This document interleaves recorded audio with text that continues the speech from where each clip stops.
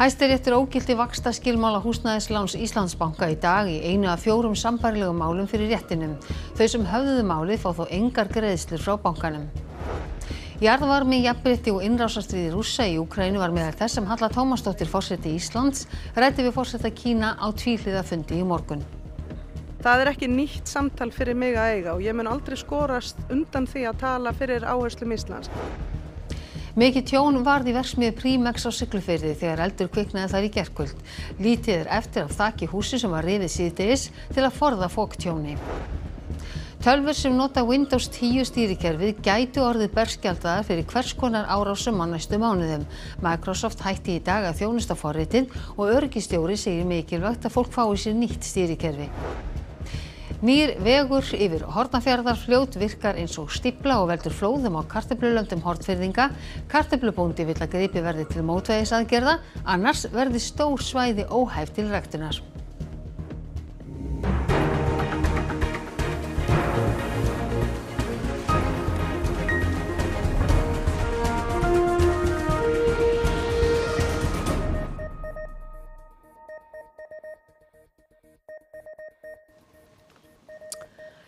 Komiði sæl. Hæstiréttur dæmdi lántakendum í vil í dag í máli þeirra gegn Íslandsbanka og ógilti skilmála vexti á húsnæðislána þeirra. Formaður Neytendasamtakanna segir dóminn sigur fyrir neytendur. Hjónin tóku óverðtryggt húsnæðislán á breytilegum vöxtum hjá Íslandsbanka 2021. Þau töldu skilmála lánsins ekki uppfylla kröfur gagnsæi og að þeir væru ósanngjarnir.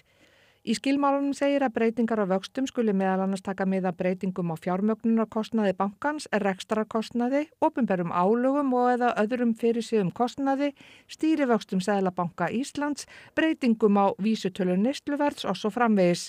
EFTA-dómstóllinn sagði í áliti undir málarekstri á fyrri dómstigum að orðalag í skilmálum væri ekki gagnstætt eða nógu skýrt fyrir neytendur.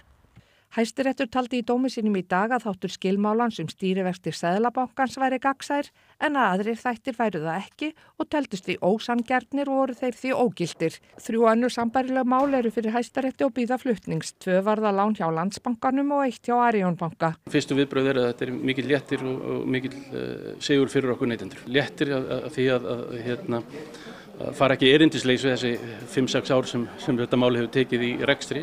Neytendasamtökin höfðu forgöngu í málinu og töldu skilmála lána með breytilegum vöxtum ólögmæta og stemdu bönkunum fyrir hönd nokkurra lántakenda.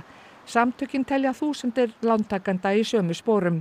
Hvaða þýðingu hefur þetta fyrir fólk sem er með lán? Er ástæða til að bankarnir hafa hækkað vexti umfram stýrivexti? Já, nú þurfum við bara að skoða það og ég býst við því að einhverju leyti þá hafi bankarnir ekki fylgt alveg seðlabankavöxtum. Skilaboðin eru kannski þau að fólk skuli ekki telja fugla í skógi heldur þegar þeir eru komnir í hendi. Fólki sem tók lánið sem Hæstiréttur dæmdi í dag fær enga peninga frá Íslandsbanka þó dómurinn hafi dæmt aðra þætti en stýrivaxtaskilmálana í láninu og ólögmæta. Hæstiréttur sýknaði Íslandsbanka af fjárkröfu þeirra. Ástæðan sú að vextir á lánið þeirra hækkuðu minna en stýrivextir Seðlabankans á því tímabili sem ágreiningu málsins tók til. En núna þurfum við að skoða eru ykkur önnur lán þarna sem hafði neikvæð áhrif og það sú skoðun sem í gang núna. Íslandsbanki hafði áður gert ráð fyrir alltaf 21 milljarðs króna kostnaði myndan tapa málinu. Fjárhagslega áhrif eru umtalsvert lægri, segir bankinn í tilkynningu í dag. Það alveg ljóst að upphæðin miklu mun minni heldur en þessi 20 milljarðar sem var búið að getum í uppgjöri bankans. Ingvi Hrafn Óskarsson lögmaður, þú hefur verið með að reka þessi mál fyrir Neytendasamtökin. Hægt að kalla þessa niðurstöðu sigur fyrir neytendur eða svona í ljósi þess að það var ekki fallist á þeirra kröfu? Já, heldur betur sigur vegna þess í raun og veru fallist á grundvallarkröfuna. Grundvallarkrafan snýstu það í málinu að skilmáli Íslandsbanka hafi verið ógildur, að bankinn hafi ekki mátt nota óljós teygjanleg viðmið til þess að ákvarða vexti og það auðvitað það sem að Hæstiréttur var að segja í dag. Það að segja að slíkir skilmálar eru ólögmætir og aðeins heimilt að nota viðmið fyrir vaxtabreytingar sem eru hlutrænar. Og það bara grundvallaratriðið í öllu málinu í sjálfu sér. Þannig að ég myndi segja að málið sé í öllum grundvallaratriðum stór sigur fyrir neytendur á þessu leyti. En í ljósi þessa og þess að bregðast við niðurstöðu Hæstaréttar þurfa það stjórnvöld að bregðast við, breyta lögum eða reglugerðum? Ég get ekki sagt það. Ég myndi segja að dómurinn fyrir sitt leyti afskaplega skýr. Hann raun og veru felur það í sér að skilmálar eins og fjármálastofnanir margar hverjar hafa verið að nota þar sem þeir veita sér mjög víðtækar heimildir, opnar heimildir til þess að breyta vöxtum, að slíkar heimildir má ekki nota lengur. Það verður að nota hlutræn viðmið og dómurinn að þessu leyti er kýrskýr. Þannig að það alveg á hreinu, en þeir sem hafa haft þessa skilmála á sínum lánum, hvert eiga þeir að snúa sér? Já, bankinn nú búin að lýsa hefur að bankastjórinn í viðtali við Ríkisútvarpið að nú þurfum við að skoða allar vaxtaákvarðanir bankans frá 2017 og þó að í þessu tiltekna máli hafi ekki verið talið fyrir hendin inn á fjárkröfur, þá ekkert víst að það eigi við í öllum tilvikum. Því að staðreyndin er sú að Íslandsbanki og það sama á við aðra viðskiptabanka á Íslandi hafa ekkert alltaf fylgt stýrivöxtum. Þeir hafa stundum breytt vöxtum með öðrum hætti, til dæmis mjög svo á tímabilinu 2019-2021 og þess vegna gætu neytendur átt endurkröfur vegna þessa. Allt skýrist þetta nú örugglega á allra næstu dögum, en Ingvar Hrafn Óskarsson, takk kærlega fyrir að koma hingað til okkar. Og það verður áfram fjallað þetta mál í Kastljósi kvöldsins, en þá mæta þeir Breki Karlsson, formaður Neytendasamtakanna, og Jón Guðni Ómarsson, bankastjóri Íslandsbanka. En að öðru. Halla Tómasdóttir, forseti Íslands, kom afstöðu íslenskra stjórnvalda í alþjóðamálum skýrt á framfæri á fundi sínum með Xi Jinping, forseta Kína í morgun. Jafnrétti og mannréttindi voru til umræðu sem og árásarstríð Rússa í Úkraínu. Thank you, President Xi. I also want to convey my sincere appreciation for both the kind invitation to Beijing +30 Global Leaders Meeting, but even more importantly to the brave commitments that you have made as a male head of state to the agenda of women and gender equality and gender balance. This is very important. Og ég sannarlega búin að tala mikið við forseta Kína jarðvanmann og jafnréttið og mikilvægi þess að við Íslendingar trúum að mannréttindi leggi grunninn að sjálfbærum, friðsælum og réttlátum heimi. Þannig að mér fannst bara hlustað af mikilli virðingu og það er skilningur á því að þó að við séum ekki sammála um allt, að þá eru þarna ákveðin svið þar sem að þeir allavega horfa til okkar með mikilli virðingu. Það má segja að fundur Höllu Tómasdóttur með Xi Jinping hér í Beijing í dag sé að vissuleyti hápunkturinn á opinberi heimsókn forseta Íslands til Kína. Það eru 15 ár síðan að forseti Íslands kom síðast í opinbera heimsókn hingað og það hefur ýmislegt gerst í alþjóðamálum síðan 2010. Það var svona afskaplega vinsamlegt og sem Íslendingi þá þótti mér ákaflega vænt að heyra forseta Kína segja að Ísland og Íslendingar væru sjarmerandi. Það voru orðin sem hann notaði í innganginum og eigum við ekki að segja að við Íslendingar bara finnum alltaf svolítið til okkar þegar einhver horfir á okkur þannig. Forsetinn kom snemma í morgun í höll alþýðunnar þar sem forseti Kína var að taka á móti nokkrum þjóðarleiðtogum, þar á meðal þeim sem sótt höfðu kvennaráðstefnuna hér í Beijing í gær og klukkan 11 að staðartíma hófst svo fundurinn með íslenska hópnum og forsetanum í broddi fylkingar. Strax að loknum fundinum með Xi Jinping fór íslenski hópurinn í skoðunarferðum forboðnu borgina. Þessi fyrrum heimkynni 24 kínverskra keisara frá 15. öld og fram á þá 20. Núna þetta einn af merkilegri áfangastöðunum hér í Beijing og þúsundir koma hér á hverjum degi. Þessi skoðunarferð endist í klukkutíma og það var ströng öryggisgæsla í kringum forsetann og nákvæm leiðsögn þessa merkilegu borg. Það er ótrúlega gaman að fá að koma við hérna, þetta er mikil saga og einhver saga sem maður hefur bara lesið eða ég hef ekki komið hérna áður allavega. Þannig að það er virkilega gaman og gaman að sjá að hér eru ungar konur allt í þjóðbúningunum. Það er eitthvað svona nýtt sem að gerast og mér þykir skemmtilegt að sjá það því að það er líka dálítið að gerast heima á Íslandi að við erum að fara aftur í ræturnar og fara í þjóðbúningan okkar. Nú viðskipti Íslands við Kína hafa tvöfaldast á síðustu 10 árum. Aldrei hafa fleiri ferðamenn komið frá Kína til Íslands og það stefnir í metár. Ritari Íslensk-kínverska viðskiptaráðsins segir vöxt kínverska hagkerfisins vera stöðugan. Aðalskýringin á þessu náttúrulega þessi gríðarlega vöxtur kínverska hagkerfisins. Hann komin upp í 20.000 milljarða dollara og þetta orðið á margan hátt stærsta hagkerfi í heimi. Sérstaklega ef þú tekur inn í þennan PPP-stuðul og þessi vöxtur, hann virðist vera ansi stöðugur. Auðvitað kom babb í bátinn í miðju COVID eins og víða í heiminum, en nú eru þeir að ná járnum sínum aftur, Kínverjarnir, og þessi vöxtur, hann nær alla leið til Íslands. Útflutningur til Kína í krónum talið hefur tvöfaldast frá árinu 2015. Þá nam heildarútflutningur tæpum 10 milljörðum en var komin upp í 20 milljarða í fyrra. Þar ber helst að nefna sjávarafurðir en einnig hreinlætis- og snyrtivörur, málma og ýmsar iðnaðarvörur. Árið 2011 komu rétt tæplega 9.000 kínverskir ferðamenn til Íslands. Það sem af þessu ári hafa 89.000 Kínverjar lagt leið sína hingað til lands, sem tíföldun á 14 árum. Á þessu ári munu þeir örugglega fara í 120.000 manns og það eru varlega áætlaðar gjaldeyristekjur upp á aðra 20 milljarða. Þannig að þetta er gríðarlegur vöxtur bæði í túrisma og líka í vöruútflutningi. Og svo því til viðbótar kemur náttúrulega tækni og hugvit. Rússar skutu á bílalest með hjálpargögn á vegum Sameinuðu þjóðanna í suðurhluta Kherson í Úkraínu í morgun. Árásir þeirra á orkumannvirki hafa færst í aukana. Íbúar Kyiv minnast á hverjum morgni þeirra sem fallið hafa í stríðinu.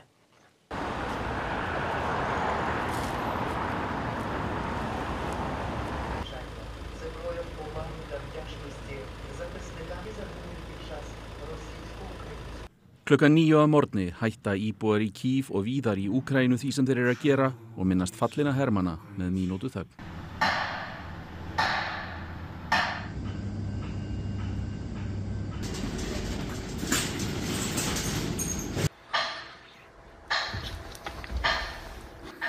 Þetta hefur verið fastur liður frá því á fyrstu vikum stríðsins. This is actually the moment of unity. We see each other in this moment. And today I had my even goosebumps because everyone left their cars. Це нагадування людям про те, що війна продовжується, у цієї війни є ціна. І ця ціна страшна, це життя людей.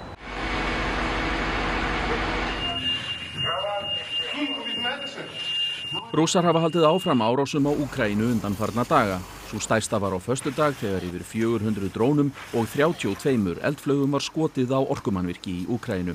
Þetta var þriðja stóra árásin í þessum mánuði, en eru rafmagnstruflanir af völdum árásanna. Í morgun réðust Rússar svo 7 bíla á vegum Sameinuðu þjóðanna sem fluttu hjálpargögn. Þeir voru kyrfilega merktir og því telja Sameinuðu þjóðirnar þetta hafa verið viljaverk. Volodymyr Zelenský forseti Úkraínu hittir Donald Trump forseta Bandaríkjanna á föstudaginn til að ræða varnir Úkraínu. Trump sagðist í gær íhuga að ræða við Putin forseta Rússlands Úkraínu. I might say, look, if this war's not going to get settled, I'm going to send them Tomahawks. I may say that. The Tomahawk is an incredible weapon, very offensive weapon, and honestly, Russia does not need that. Tomahawk eru langdrægar sprengiflaugar. Rússnesk stjórnvöld sögðu í morgun að engin slík skilaboð hefðu borist heim frá Trump. Engin teikn eru vopnahlé í Úkraínu og því líklegt að þessar daglegu mínútu þagnir haldi eitthvað áfram.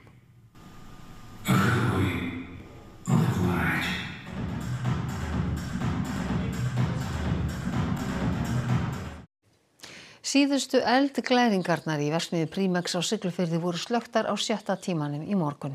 Slökkviliðsmenn börðust við eldinn í 10 klukkustundir og ljóst að tjónið mikið. Svona leit verksmiðja Primex út síðdegis. Efri hæð hússins fór verst. Þar lítið eftir annað en þakplötur og útveggir. Í verksmiðjunni þá starfa 9 manns en í heildina þá eru 24 starfsmenn. Hvernig svona hljóðið í þér og þínu fólki? Hvernig líður ykkur? Þetta er náttúrulega bara mjög leiðilegt sko. Þetta var aðkoman í gærkvöldi þegar á 5. tug manna börðust við að hemja útbreiðslu eldsins. Núna vantar klukkuna 20 mínútur í 11 og slökkviaðgerðum ekki nærri því lokið eins og þið sjáið að þá enn hellingseldur í húsinu og mikill reykur. Mér sagt að eldurinn hafi byrjað í þakinu hérna hjá glugganum sem næst okkur og sé að vinna sig hægt og rólega hérna yfir í hinn enda hússins. Eldurinn var mjög mikill bara strax upphæðu þegar við komum að og ljóst að við værum að fara strax í stóra aðgerðir. Þetta eru erfiðar aðstæður að því leytinu til að við þurfum að vinna þetta ofan frá og svo hefur vindur verið að gera okkur líka svolítið erfitt fyrir í slökkvistarfinu. Það sést nú ekkert voðalega mikið í myrkrinu en það leggur talsvert mikinn reykjarmökk frá verksmiðjunni og sem betur fer að þá vindáttin þannig að þetta fer hérna í norður og beint á haf út og ekki yfir bæinn sjálfan því þetta talsvert mikil mengun. Hvernig sýnist þér þetta ganga akkurat þessu staðinu núna?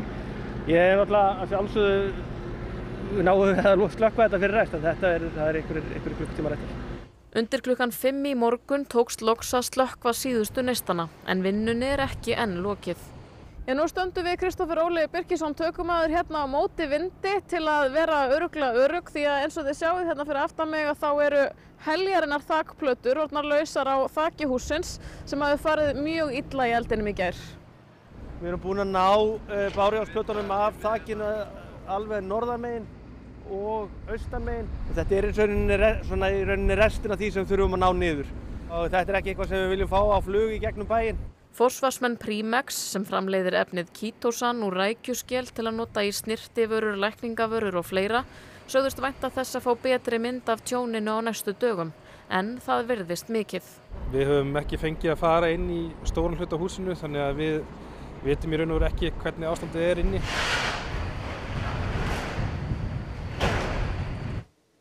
Herinn hefur tekið við völdum í Madagaskar eftir mikið umrót. Ungt fólk hefur mótmælt stjórnvöldum ákaft undanfarnar vikur og það varð á endanum til þess að forsetinn flúði land.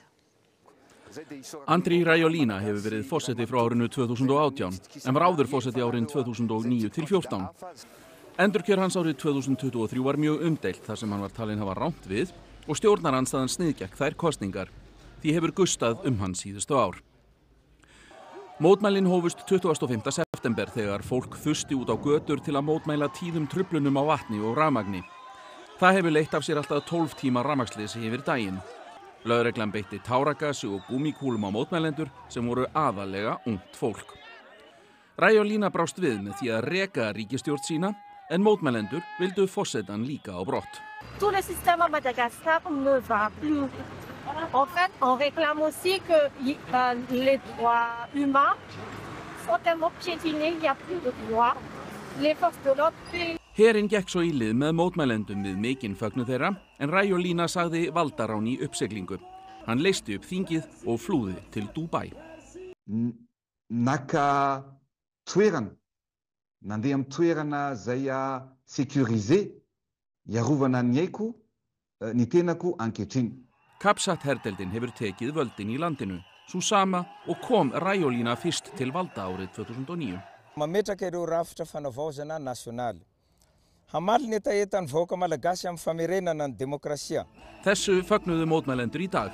Madagaskar auðugt af málmum og öðrum auðlindum. Þó lifa 75% íbúa undir fátækramörkum og aðeins þriðjungur þeirra hefur aðgang að rafmagni. Rano dia tsy omenareo anazy. Ny sasa malagasy ao mianatra ao anaty aizina. Dia aiza le hoavin'le firenena. Makaiza le Madagaskara izay manan-karena. Kapsat-herdeildin lofar kosningum í landinu innan 2 ára. Microsoft hætti í dag að þjónusta Windows 10 stýrikerfið og ekki von á frekari uppfærslum. Þeir sem skipta ekki stýrikerfið bjóða hættunni heim og hakkarar fá greiðari aðgang að tölvunni.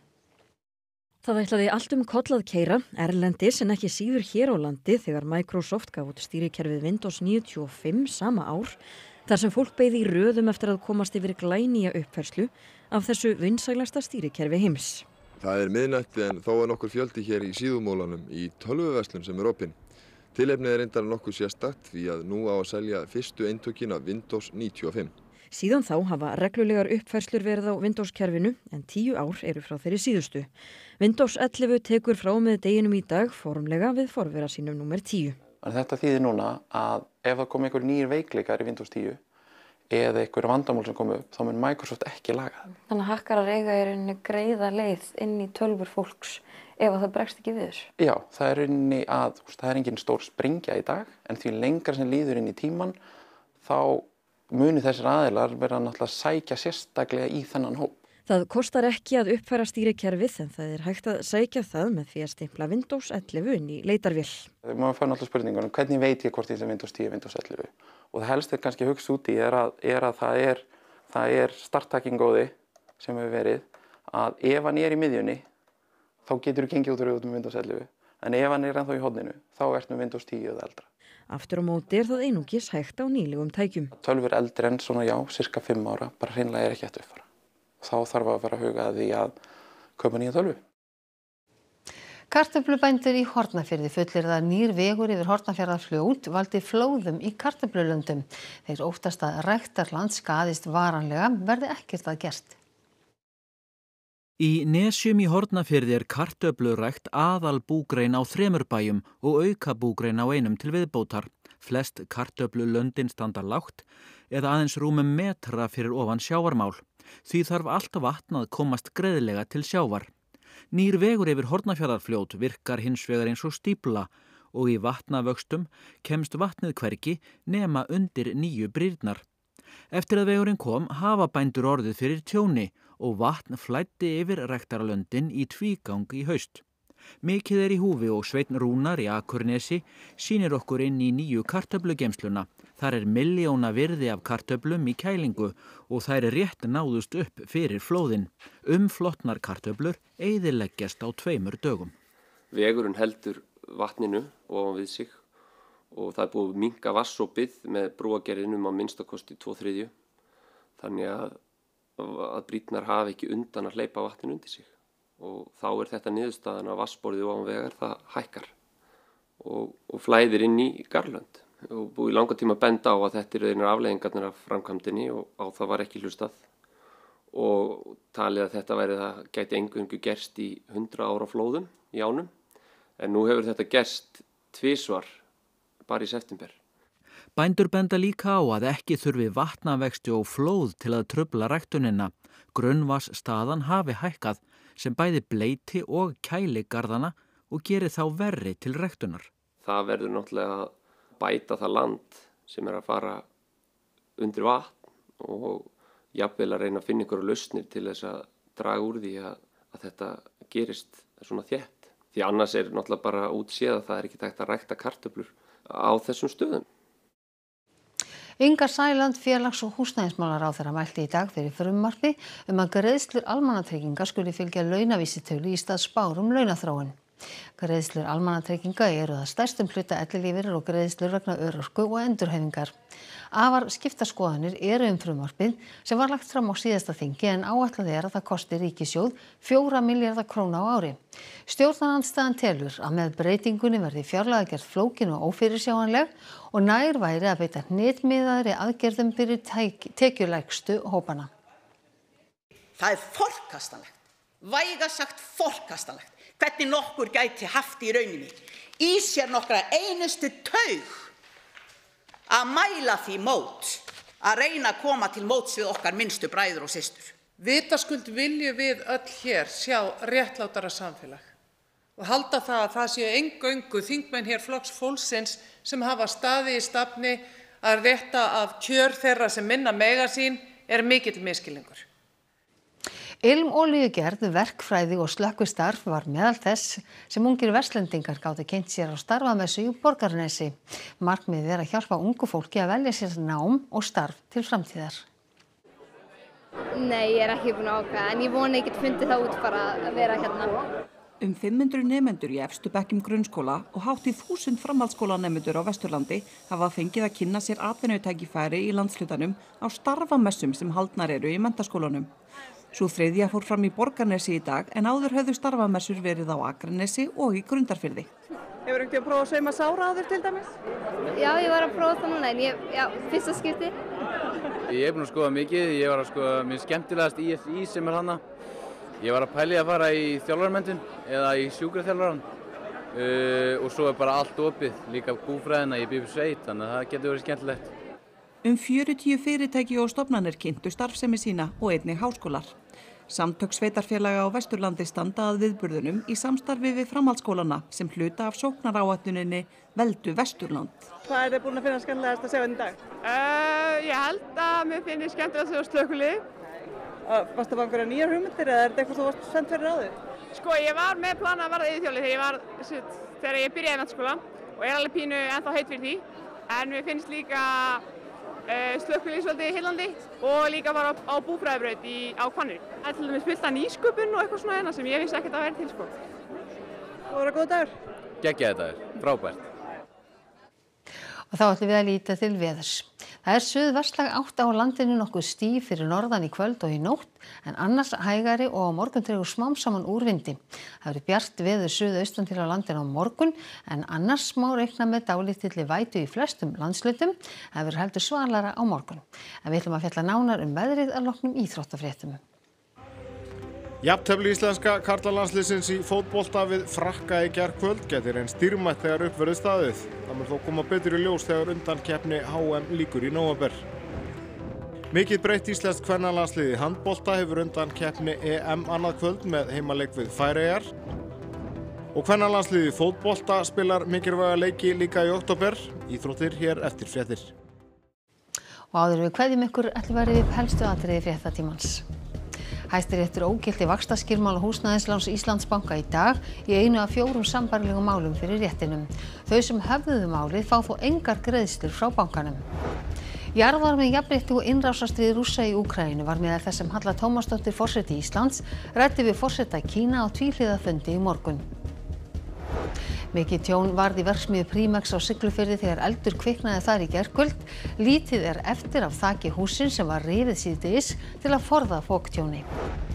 Tölvur sem nota Windows 10 stýrikerfið gætu orðið berskjaldaðar fyrir hvers konar árásum á næstu mánuðum. Microsoft hætti í dag að þjónusta forritið og öryggisstjóri segir mikilvægt að fólk fái sér nýtt stýrikerfi.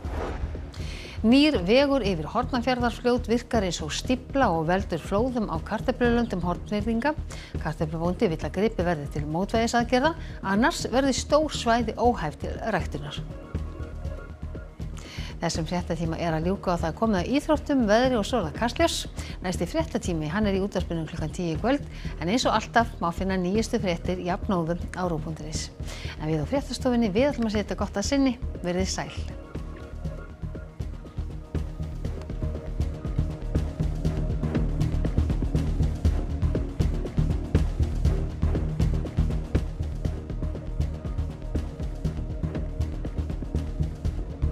Á RÚV í kvöld.